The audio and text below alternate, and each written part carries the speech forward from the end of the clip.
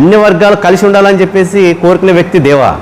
నీవేదో అగ్రవర్ణాలుగా తయారై అగ్రవర్ణాల మనస్తత్వం నీలో అనువుగా ఉంది. వ్యంగ్యంగా మాట్లాడుతున్నావు. దేవా ఒక 20,000 చీరలో కూర్చొని మాట్లాడుతున్నాడు. నా కష్టంతో 20,000 కాదా లక్షల్లో తెచ్చుకొని కొట్టుకుంటా. నువ్వెవరయ్యా మాట్లాడేదానికి? అవన్నీ ఎవరు నువ్వు? ఏదో నువ్వు చూడు నేను గవర్నమెంట్ ఉందని చూస్తాను చేస్తానంటావా? గవర్నమెంట్ ఏం శాశ్వతంగా నువ్వు గవర్నమెంట్ ఉన్నా ఏం చేయలేవు, గవర్నమెంట్ లేకున్నా ఏం చేయలేవు. ఎందుకంటే హితబోధ మా వాళ్ళకే మేము చేస్తూ ఉంటాం మంచి మార్గంలో నడాలని. నువ్వు చెడు మార్గం ఎంచుకుంటే ఎంచుకో, ఏముంది? నీవు ఏ రకంగా వచ్చినా నేను సిద్ధంగా ఉంటాను, ఏం భయపడే సమస్య లేదు. నేను కోరేది ఒకటే, వ్యక్తిగత విమర్శలు చేసేటప్పుడు ఆలోచన చేసుకొని మాట్లాడు.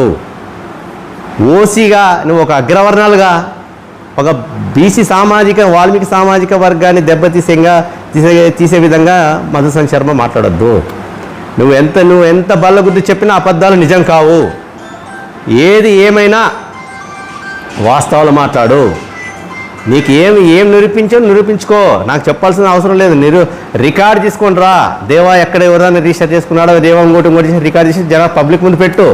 ఎందుకంటే ప్రజాక్షేత్రంలో ఉన్నాం కాబట్టి ప్రజల్లో మనం వాస్తవాలు చెప్పాలా. చెప్పాలి కాబట్టి మీరు ఏదైనా మాట్లాడేటప్పుడు వాస్తవాలు చెప్తే ప్రజలందరూ కూడా వింటారు. అవాస్తవాలు ఎన్ని చెప్పినా ఎవరు వినరు. దయచేసి మీకు ఏం చెప్తున్నామంటే మీడియా ముఖంగా, దేవా ఏమీ పెద్ద ఇదేం కాదు. ఇక్కడ నేను కూడా సామాన్య కార్యకర్తనే. కాకపోతే ఎందుకంటే నేను పని చేసిన దాన్ని గుర్తించి చేసి పార్టీ ప్రెసిడెంట్గా చేసినారు. నేను పదవులు పట్టుకొని ఉగలాడేవాడు కాదు. ఎంతసేపు ఉన్నా పార్టీ బాగుండాలా, నాయకులు బాగుండాలా, పార్టీ అధికారం రావాలని చెప్పేసి తపన పడే వ్యక్తిని తప్ప ఎవరికి వ్యక్తిగతంగా కానీ ఇంకోటి కానీ మాకు సంబంధం లేదు. పార్థసారథి గారు మాకు ఎందుకు యాంటీ అవుతారు? ఎందుకు మేము ఆయన గురించి వ్యక్తిగతంగా మాట్లాడతాం? వ్యక్తిగతంగా మనం మాట్లాడడం. వాళ్ళు మాట్లాడినప్పుడే మేము మాట్లాడటం తప్ప ఆయన మీద మాకు ఎటువంటి దేశం లేదు. మధుసూదన్ శర్మ గారు నువ్వు పేటేం కావచ్చు, ఇంకోటి కావచ్చు, కానీ మేము కాదు అట్లా. మేము పాలు పోస్తే విషం కక్కేవాళ్ళు కాదు. పాలు అవతలు పోస్తే ఆ పాలు తాగి విషం కక్కేవాళ్ళు కాదు. మేము ఉంటే సాయనతో ఉంటాం, లేకపోతే నా ఇంట్లో ఉంటాను.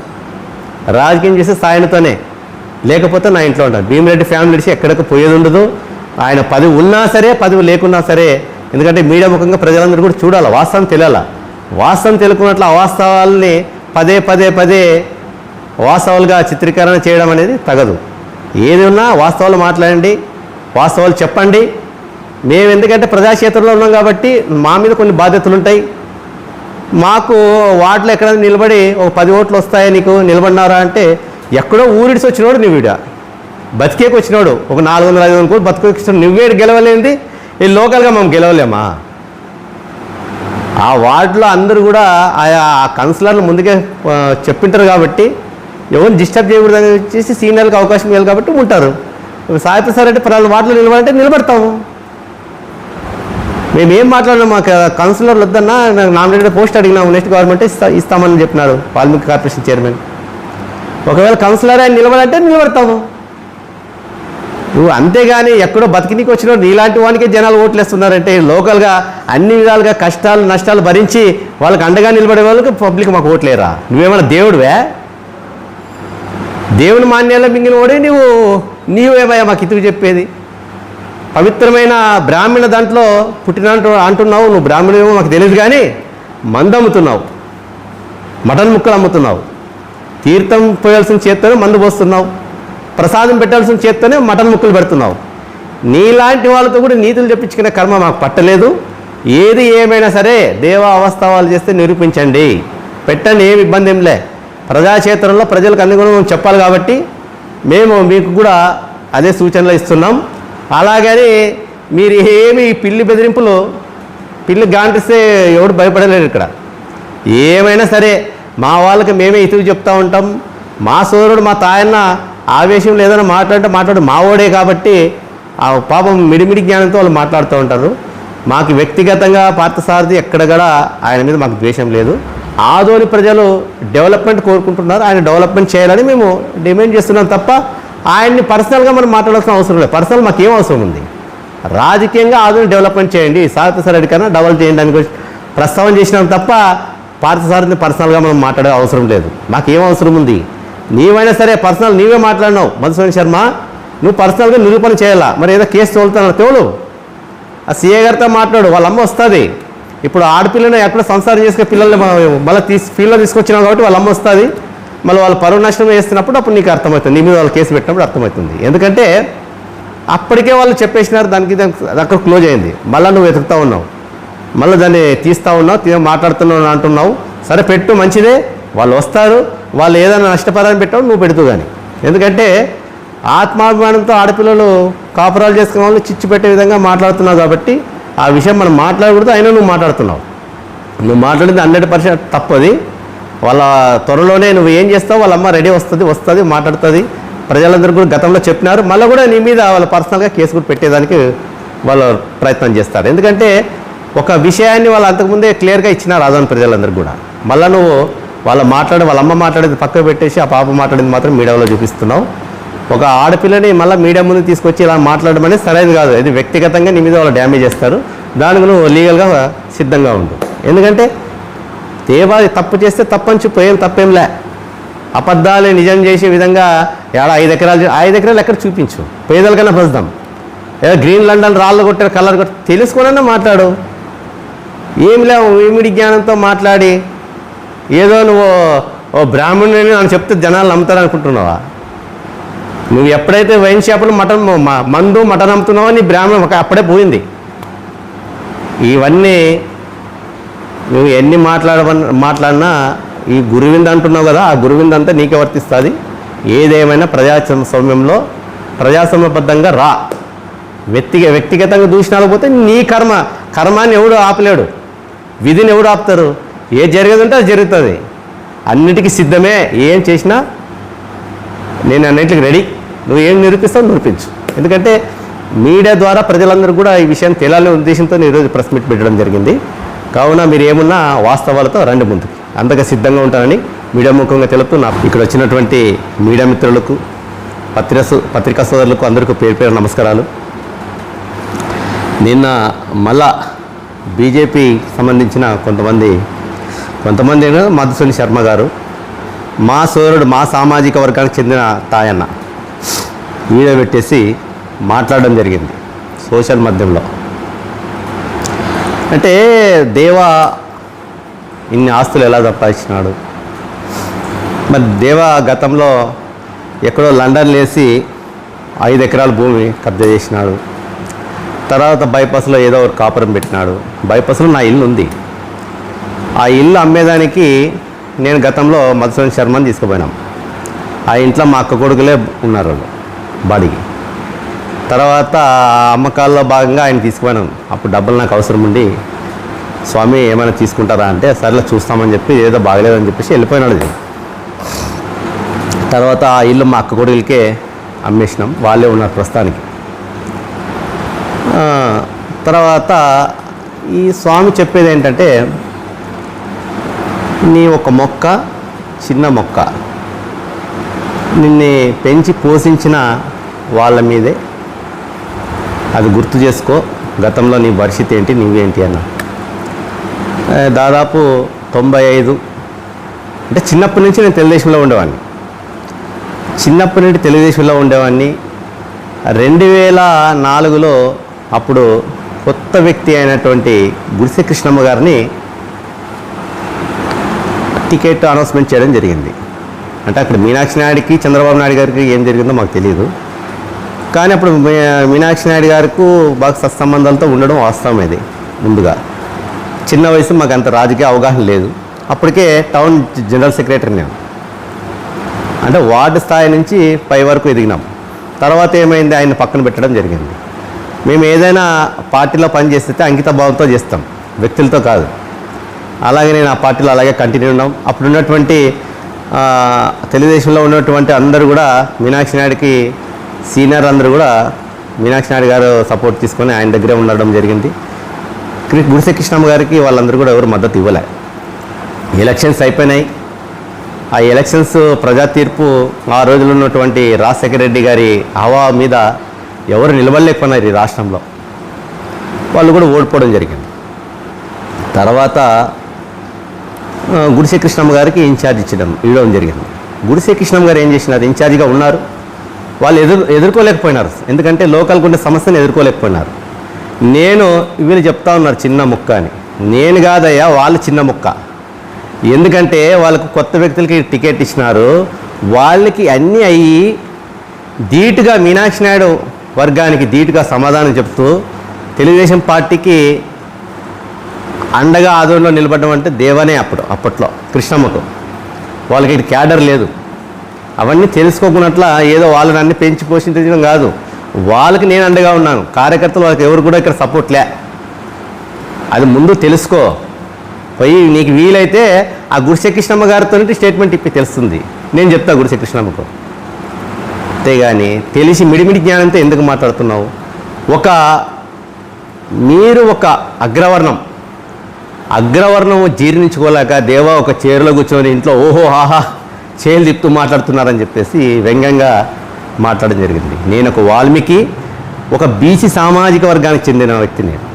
అంటే ఎంత ఈర్ష్యతో నువ్వు మాట్లాడుతూ ఉన్నావు అంటే మధుసూదన్ శర్మ గారు, అంటే ఒక బీసీలు ఎదగకూడదా? రాజకీయంగా వ్యాపారం కానీ రాజకీయం కానీ ఎదగకూడదా? సాయి ప్రసాద్ రెడ్డి గారు నీ వల్ల ఓడిపోయినారు, ఎర్రస్వామి వల్ల ఓడిపోయినారు అని చెప్పినావు, సరే సంతోషం. మరి 2014 నుంచి 2013లో నేను వైఎస్ఆర్సీ పార్టీలోకి వచ్చిన. అది కూడా ఎందుకు వచ్చినా, గతంలో అక్కడ ఉన్నటువంటి మీనాక్షి నాయుడు గారు ఎమ్మెల్యేగా గెలిచిన తర్వాత అక్కడ రాజకీయ ప్రాధాన్యత మాకు కంప్లీట్ కృష్ణమ్మకి సపోర్ట్ చేశారని చెప్పేసి వాళ్ళు నన్ను పక్కన పెట్టడం జరిగింది. కృష్ణమ్మ ఊరు ఇడిచిపెట్టి వెళ్ళిపోయినారు, వాళ్ళు ఇక్కడ లేరు. ఇంకా రాజకీయంగా ఒక 5 ఏళ్ళు మేము దూరం ఉన్నాం. దూరం ఉన్న తర్వాత అప్పుడు ఉన్నటువంటి మా పరిస్థితుల్లో ఎల్ఐసి భద్రప్ప సారు రాజకీయంగా అట్లా దూరం ఉండకూడదు, మీకు సంబంధించిన కార్యకర్తలందరూ కూడా మీరు కాపాడుకోవాలా, ఇట్లా ఉంటే కష్టం అని చెప్పేసి అప్పుడు సాయి ప్రసాద్ రెడ్డి అన్న గారితో వాళ్ళు మాట్లాడి నన్ను డాక్టర్ మధుసూదన్ గారి ద్వారా వాళ్ళందరూ మాట్లాడి నన్ను తీసుకురావడం జరిగింది వైఎస్ఆర్సీపీ పార్టీలోకి. అంటే అప్పుడు సాయి ప్రసాద్ రెడ్డి అన్న గారు వైఎస్ఆర్సీపీ పార్టీలో కొత్త పార్టీ, ఆయన అప్పుడు అక్కడ ఉన్నాడు. ఆ పార్టీలో ఆయన ఉన్న తర్వాత 2013 ఉన్న తర్వాత 14లో నేను వచ్చినాను పార్టీలోకి, వైఎస్ఆర్సీపీ పార్టీ వాళ్ళకి 13లోనే వచ్చిన తర్వాత ఆయన గెలిచినాడు. ఆయన గెలిచిన తర్వాత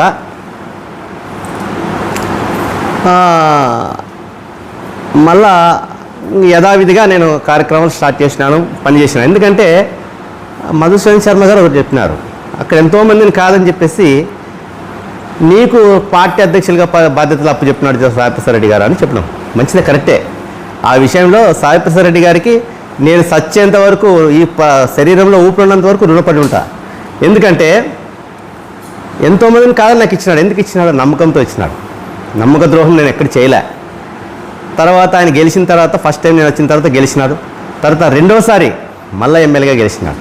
మరి రెండోసారి మా గవర్నమెంట్ వచ్చింది, వైఎస్ఆర్సీపీ అధికారంలోకి వచ్చింది. ఎక్కడ కానీ నామినేటెడ్ పోస్టులు కానీ ఇంకోటిగా నేను ఏం తీసుకోలే. యథావిధిగా పార్టీ అధ్యక్షుల బాధ్యతలు నిర్వహిస్తూనే ఉన్నాను. గతంలో కూడా చాలా సందర్భాల్లో మనోజ్ రెడ్డి గారికి కూడా చెప్పినాను, అన్న నాకు చాలా స్ట్రెస్ ఎక్కువైతుంది, దయచేసి వేరే వాళ్ళకన్నా ఇవ్వండి ఈ బాధ్యతలు అంటే సరేలే అని చెప్పినారు వాళ్ళు. అది ముందు పోయింది. తర్వాత ఏమైంది, మళ్ళా సాయి ప్రసాద్ రెడ్డి గారు మళ్ళా ఇంకా వేరే వాళ్ళకి అధ్యక్షునిగా చేయాలని ఒక ప్రపోజల్ వచ్చింది. కార్యకర్తలంతా దాన్ని వ్యతిరేకించినారు కొంతమంది. ఎందుకంటే మళ్ళీ దేవనే కావాలని వాళ్ళంతా అన్న దృష్టి తీసుకోవడం వల్ల అన్న కూడా లేదా కొత్త వాళ్ళకి ఇస్తే మళ్ళీ ప్రాబ్లం వస్తుంది, క్యాడర్ డిస్టర్బ్ అవుతుందని చెప్పేసి మళ్ళీ నన్ను పిలిచి మాట్లాడము. నేను స్టేట్ సెక్రటరీ అన్నా అంటే లేదు చేయరాను, నెక్స్ట్ చూద్దాంలే, ఫస్ట్ ఇప్పుడు చేయను అని చెప్పేసి మళ్ళీ నాకు పార్టీ అధ్యక్ష బాధ్యతలు అప్పుడు చెప్పినారు. రెండోసారి కూడా ఆయన మరి అప్పుడు ఎమ్మెల్యేగా గెలిచినారు, అధికారం వచ్చింది. అధికారం వచ్చిన తర్వాత కూడా నేను కంటిన్యూషన్గా ఉన్నాను. మళ్ళీ రీసెంట్గా నా పార్టీ అధ్యక్షుల బాధ్యతలు ఇచ్చినారు. ఇవన్నీ ప్రతిభతో వస్తాయి. ఏదో మాటలు చెప్పి ఒకరి మీద ఒకరు చాడీలు చెప్పే అలవాటు నా బ్లడ్లో లేదు, పదివాసించే అలవాటు కూడా నా బ్లడ్లో లేదు. ఎందుకు చేస్తున్నాను ఇవన్నీ? అసూయతో ద్వేషాలతో. 5 ఎకరాలు లేని ల్యాండ్ని తీసుకున్నాను. తర్వాత ఒక పాపది వీడియో పెట్టేసి నాకు చెప్పినావు, ఆ పాప ల్యాండ్ కబ్జా చేసినాడు అంటే ఆ విషయం పూర్తిగా అప్పుడున్నటువంటి శ్రీరామ్ సిఐ గారు 3 టౌన్లో ఆయన సిఐగా కొత్తగా వచ్చినారు. ఆ పాప మిస్సింగ్ అయింది చెప్పేసి వాళ్ళ అమ్మగారు వాళ్ళ ఫ్యామిలీ అంతా మా ఫ్యామిలీ ఫ్రెండ్స్ వాళ్ళందరూ కూడా ఈ పాపకు ఇట్లా పోయిందని చెప్పేసి నా ద్వారా వాళ్ళు కంప్లైంట్ ఇప్పించినారు. సరే అప్పుడున్న అధికారులంతా తీసుకురావడం జరిగింది. తీసుకురొచ్చిన తర్వాత ఆ పాప చదువుకుంటాను నేను, ఇంకా నాకు చదవాలని ఉందంటే వాళ్ళమ్మ ఆ పాప మా ఇంట్లోనే ఉన్నారు. ఎందుకంటే మా బంధువులు కాబట్టి వాళ్ళంతా మా అంటే ఫ్యామిలీ ఫ్రెండ్స్, బంధువులు కాదు ఫ్యామిలీ ఫ్రెండ్స్. వాళ్ళకి ఏ కష్టం వచ్చినా వాళ్ళ ఇంట్లో వాళ్ళంతా మా దగ్గరే ఆశ్రయిస్తారు. వాళ్ళకి ఏమైనా కష్టం వచ్చినా నష్టం వచ్చినా మేము వాళ్ళకి అండగా ఉంటాం అన్నమాట. అదే ఉద్దేశంతో ఆ పాపకు పెళ్లి చేయడం జరిగింది. మళ్ళీ పోయింది ఆ పాప. పెళ్లి అయిన రోజే పారిపోయింది. సరే ఆ పాప పోయిన తర్వాత తిరుపతిలో పెళ్లి చేసినారు ఆ పాపకి. వాళ్ళు పోయిన తర్వాత వాళ్ళు తిరుపతిలో కేసు పెట్టినారు, మిస్సింగ్ కేసు. తిరుపతిలో వాళ్ళ అమ్మ వాళ్ళంతా కేసు పెడితే ఆ పాపని మళ్ళీ తిరుపతి పోలీసులు 3 టౌన్కి మళ్ళీ ఫార్వర్డ్ చేసినారు. ఆదోన్లో ఏమైందంటే మళ్ళీ తీసుకొచ్చి వాళ్ళు స్టేషన్లో వేయడం జరిగింది. తర్వాత ఆ పాప పర్సనల్ జీవితం మనం ఎత్తకూడదు. ఎందుకంటే ఒక పాప ఎక్కడో పోయి ఆ పాప జీవితం వాళ్ళు బతుకుతూ ఉన్నారు. ఆ పాప మా కూతురు లాంటిది. ఆ పాప మీద అబండాలు వేయడం, ఆ పాప మిడిమిడి జ్ఞానంతో ఏం చేసినారు అప్పట్లో ఉన్న కొంతమంది రాజకీయ కక్షతో ఒక సామాజిక వర్గమైన నన్ను దెబ్బతీయాలనే ఉద్దేశంతో ఆ పాప పేరు మీద లేని ఆస్తిని నా పేరు మీద చేసుకున్నాడని చెప్పేసి ఫాల్స్ కేసు పెట్టించినారు. పెట్టిస్తే వాళ్ళ అమ్మగారు వాళ్ళంతా వచ్చినారు. అప్పుడు ఉన్నటువంటి శ్రీరామ్ సిఐ గారు ఎంక్వైరీ చేసినారు. ఇక్కడ ఎక్కడ ఏం ఫ్రాడ్ లేదు, ఆయన ఎవరు రాష్ట్ర చేసుకోలేదు, ఆయన నీ పేరు మీద ఆస్తి లేదు, ఆయనకి అలా రిజిస్టర్ అవుతుందని చెప్పేసి ఆన్లైన్లో వాళ్ళ పేరు మీద లేదు. వాళ్ళు ఆన్లైన్లో ఉంటేగా నాకు రిజిస్టర్ చేసేది, వాళ్ళ పేరు మీద లేదు, నేను ఎట్లా రిజిస్టర్ చేసుకుంటానని చెప్పేసి వాళ్ళ ఫ్యామిలీ అంతా పిలవడం జరిగింది. వాళ్ళ మదర్ వచ్చి అసలు దేవకి ఏం సంబంధం లేదు, ఇలా జరిగింది, పాప మా ఇంట్లో వాళ్ళ ఇంట్లో మేము ఉన్నాము, నేను బజారు పోయినాను, బయటికి పోయినా ఆ పాప పారిపోయిందని చెప్పేసి వాళ్ళు చెప్పడం జరిగింది. సరే వాళ్ళ వ్యక్తిగత జీవితం. ఆ రోజే ఆ పాపకు సంబంధించినది ఫాల్స్ కేసు అని చెప్పేసి వాళ్ళ మదర్ అక్కడ ఉన్నటువంటి శ్రీరామ్ సిఐ గారు కూడా చెప్పడం జరిగింది మీడియా ద్వారా. ఎవరు వాళ్ళ మదర్ అంతా మీడియా ద్వారా చెప్పింది.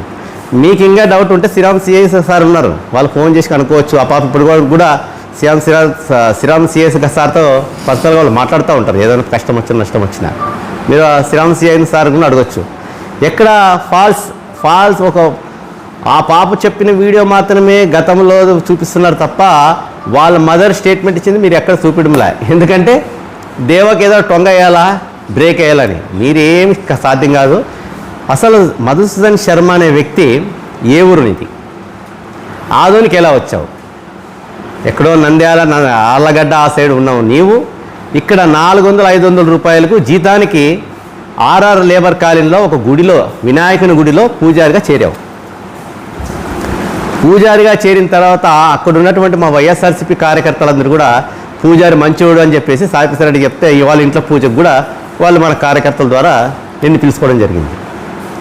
ఇక్కడ ఉన్నటువంటి ఆదోని విషయాలన్నీ కనుక్కున్నావు, మాస్టర్ ప్లాన్ వేసుకున్నావు. ఒకటి మాస్టర్ ప్లాన్ వేసి ఎవరెవరి వీక్నెస్లు ఎలా ఉన్నాయి, మనం ఎలా రాజకీయంగా ఎదగాల అనేది ఒక ఆశ పుట్టింది నీకు. అంటే ఒక బ్రాహ్మణుడు అయి నుండి మంత్రవర్చన చేయాల్సిన వాడివి రాజకీయంగా ఆశ పుట్టింది. డబ్బు సంపాదన ఒక కాన్సెప్ట్ ద్వారా మీరు సాయిప్రసాద్ రెడ్డి గారి పంచని చేరారు. చేరిన తర్వాత సాయిప్రసాద్ రెడ్డి గారి కాళ్ళు పట్టుకొని గడ్డం పట్టుకొని ఏదో ఒకటి సెంటిమెంట్ ద్వారా సాయిప్రసాద్ రెడ్డి గారికి బ్రాహ్మిన్స్ అంటే అంత గౌరవం, ఎందుకంటే ఆయన దైవభక్తి ఎక్కువ. ఆయన ద్వారా మీరేం చేసినారు, కౌన్సిలర్ టికెట్ అనౌన్స్మెంట్ చేయించుకున్నారు. RR colony, Bhaskar Reddy colony సంబంధించింది. అక్కడ ఉన్నటువంటి వైఎస్ఆర్సీపీ కార్యకర్తలంతా మిమ్మల్ని ఒక కౌన్సిలర్గా మీ యొక్క భార్యను మిమ్మల్ని ఎవరు గెలిపించినారు. అక్కడ గెలిపించిన తర్వాత మీరేం చేసినారు, అక్కడ ఉండేటువంటి కొంచెం అసాంఘిక శక్తులకు పాల్పడ్డారు. అంటే ఇల్లీగల్ ఎవరైనా వీక్నెస్లు ఉండే వాళ్ళందరూ లేడీస్ని తప్పుదారుల మార్గంలో మీరు ప్రయత్నం చేశారు. అక్కడ ఉన్నటువంటి వైఎస్ఆర్సీపీ పార్టీ కార్యకర్తలంతా కూడా ప్రతిఘటించారు దాన్ని. ఇతను వద్దు స్వామి రెడ్డి, ఈయన అంతా ఇంట్లో దూరే ఆడపిల్లలు ఇచ్చేస్తున్నాడు అని చెప్పేసి అప్పుడు ఉన్నటువంటి మా పార్టీ తిక్కన ఆయన చనిపోయినాడు. ఆయన సాయిప్రసాద్ రెడ్డి గారి దగ్గర నా ఎదురుగా మాట్లాడినా, ఇట్లా వాళ్ళు మనం పెడితే అలా చేసుకుని తినేవాళ్ళు వాళ్ళకి లేని సెంటిమెంట్ అని చెప్పేసి ఆడపిల్లలంతా నాశనం చెప్తున్నాడు, నెక్స్ట్ ఇది వేయొద్దని టికెట్ అంటే ఆయన ఏం చెప్పలేక అమరావతి నగర్లో ఉన్నటువంటి ఎర్రస్వామి గారికి ఉన్నిరా స్వామి మన ఇంట్లో మనకి పూజ చేస్తున్నాడు బాబు నాయన అట్లా అని ఏముంటావు పిల్లలు ఏదో తెలియక మాట్లాడుతుంటారని చెప్పేసి అమరావతి నగర్లో ఆయనకి టికెట్ ఇవ్వడం జరిగింది. సరే అక్కడ ఉన్నటువంటి వైఎస్ఆర్సీపీ కార్యకర్తలందరూ కూడా ఆయన గెలిపించుకోవడం జరిగింది. సరే ఇప్పుడు మీరు ఏం చేస్తున్నారంటే ఇవన్నీ రాజకీయంగా ఇవన్నీ చేస్తూ హంపి దేవాలయానికి సంబంధించిన భూములు స్వాహా చేసినావు. అది నీ మీద కేసు వేసినారు. కోర్టులో నడుస్తూ ఉంది కేసు. చాలామంది దగ్గర నన్నే పంపించినావు. ఎందుకు పంపించినారు మీరు? హంపి దేవాలయం భూములు ఉన్నాయి దేవా, ఇక్కడ ఏమైనా చూడు, ఏమైనా ఫలానా ఊర్లో ఉందంట, నువ్వు పో అంటే నేనే పోయి వెరిఫికేషన్ చేసిన ఎవరైతే దాని సాగులో ఉన్నారో వాళ్ళందరినీ కూడా. కానీ ఆ దేవాలయానికి సంబంధించిన భూములు కొన్ని అమ్మొచ్చు, కొన్ని అమ్మకూడదు అని చెప్పేసి కొన్ని రూల్స్ ఉన్నాయన్నమాట. అవి మఠ భూములు, దేవాలయం భూములు వేరే ఉంటాయి. ఆ 2 భూముల్లో దీన్ని నంబర్ చేసినారు. ఈయన ఈ ఏరియాలో మొత్తం దాదాపు చాలా వేల ఎకరాల భూములు ఉన్నాయి హంపికి సంబంధించిన భూములు. దాంట్లో కొన్ని దాంట్లో ఆ కమిటీలో లొసుగులు కనిపెట్టి కొన్ని భూములు స్వాహా చేసినాడు ఆయన. ఆ కమిటీకి సంబంధించిన వాళ్ళు ఈయన మీద కేసు వేసినారు, హంపి దేవాలయానికి సంబంధించిన. అప్పుడు ఉన్నటువంటి రాజకీయ పలుకుబడులు అడ్డం పెట్టుకొని రకరకాలుగా ఈయన బయటపడే ప్రయత్నం చేసినాడు. సరే, వాళ్ళు కోర్టుకు పోయినారు, కోర్టుకు వేసినారు, నడుస్తూ ఉంది. మరి ఒక బ్రాహ్మణుడై ఉండి నువ్వు ఈరోజు మద్యం నడుపుతూ ఉన్నావు, తీర్థం వేయాల్సిన చేత్తో మందు పోస్తున్నావు, ప్రసాదం వేయాల్సిన చేత్తో మటన్ ముక్కలు పంచుతున్నావు. నువ్వేందయ్యా మాకు చెప్పేది? సరైనది కాదు స్వామి. నీవు ఏదైనా చెప్తున్నా సావు ఒకటేసారి సావు పుట్టుకు సావులు మన చేతుల్లో లేవు. ఎవరిని బెదిరిస్తున్నావు? ఎవరు మేమే మా వాళ్ళకి చెప్తూ ఉంటాము, అరే హింసను మానండి, మంచి మార్గంలో నడండి, రాజకీయంగా ఎదరండి, వ్యాపారాలు చేయండి అని.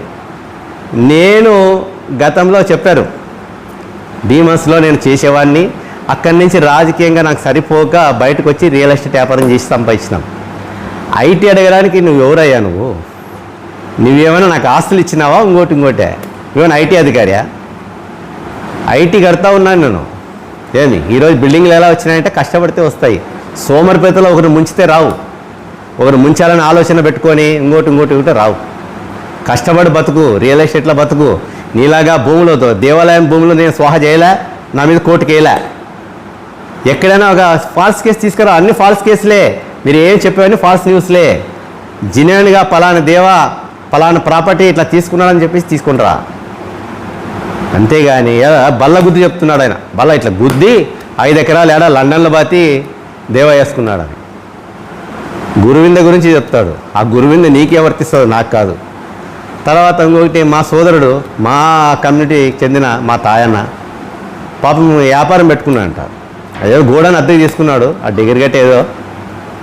ఆ డిగర్ గేట్కి నడుపుతూ నేనే ఇల్లు కట్టుకోలేదు, దేవా ఇల్లు కట్టుకున్నాడు అంటే ఎవరు అదృష్టం ఎలా ఉంటుందో. కష్టపడవు తాయన బాధ ఏంటంటే వాల్మీకులు ఎమ్మెల్యే ఉన్నారు, వాల్మీకి ఎదిరిస్తాడు అని చెప్పేసి తాయన్న మాట. నేను వాల్మీకిని ఎదిరించడంలే. ఇక్కడ ఆదోని ప్రజల ఆకాంక్ష, ఆదోని ప్రజలు మనోభావాలు దెబ్బతిన్నకున్నట్లు ఆదోని అభివృద్ధి గురించి నేను మాట్లాడుతున్నాను తప్ప ఈ కూటమి ఏం చేయలేదు ఈ 2 సంవత్సరాల్లో అని చెప్పేసి నేను మాట్లాడుతున్నాను తప్ప పార్థసారథి గారితో నాకు వ్యక్తిగతంగా ద్వేషాలు లేవు. ఆయన నాకేం హాని చేయలేదు, నేనేం పర్సనల్గా ఏం మాట్లాడలే.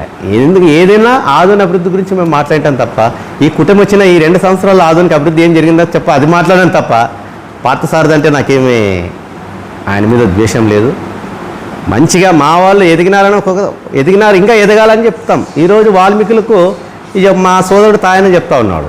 ఈరోజు వాల్మీకి ఏం చేసినారా అంటే, వాల్మీకి నీళ్ళకి ఇంట్లో కూర్చొని నేను మాట్లాడలే, ఫైట్ చేసిన. వాల్మీకి ఈరోజు మున్సిపల్ చైర్మన్ ఇచ్చినారు సాయిప్రసాద్ రెడ్డి గారు, ఎంపీపీ ఇచ్చినారు సాయిప్రసాద్ రెడ్డి గారు. ఆ 2 పదవులు రావడం వల్ల ఈరోజు తెలుగుదేశం కూటమి అభ్యర్థిగా ఆయనకి ఇచ్చినారు. ఎవరికి? పార్థసారథి గారికి. తర్వాత ఎమ్మెల్సీ వైఎస్ఆర్సీపీ జగన్మోహన్ రెడ్డి గారు ఎమ్మెల్సీ ఇచ్చినారు సాయిప్రసాద్ రెడ్డి గారి సహకారంతో. ఇవన్నీ మా పోరాట ఫలితాలే. ఇవన్నీ మిడిమిడి జ్ఞానం మీకు తెలియదు కదా పాపం. రాజకీయ అవేర్నెస్ లేదు. ఏదో ఆనందంలో కొంచెం ఆనందం ఎక్కువై మాట్లాడుతూ ఉంటారు.